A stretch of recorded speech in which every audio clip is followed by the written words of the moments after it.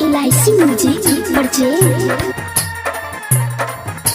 Mix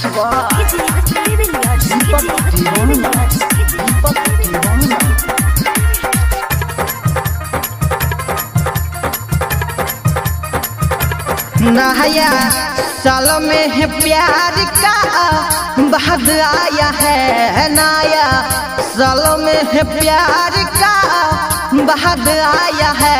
बहुत दिनों के बाद माल को यहाँ आया है, बहुत दिनों के बाद माल को यहाँ आया है। नया साल में प्यार का बाद आया है, नया साल में है प्यार का बाद आया है।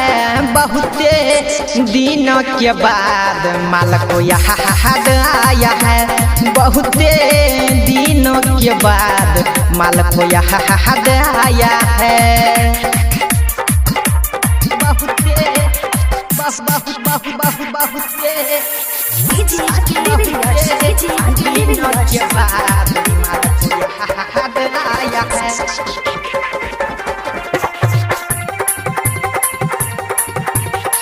चढ़ते की समाल दाबे लगी और कहते हैं फोन करके जानू happy new year, happy new year. चढ़ते की समाल दाबे लगी और कहते हैं फोन करके जानू हैप्पी न्यू ईयर। कोई साल के बाद याद आया है, कोई साल के बाद याद आया है। बहुत दिनों के बाद माल को यहाँ आया है, बहुत दिनों के बाद माल को यहाँ आया है।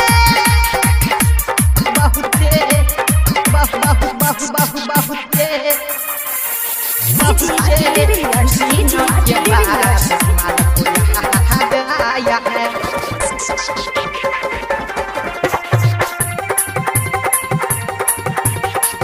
दिल में भी विश्वास भाई हमको न होता है, अपने से फोन करके हमसे बतियाता है,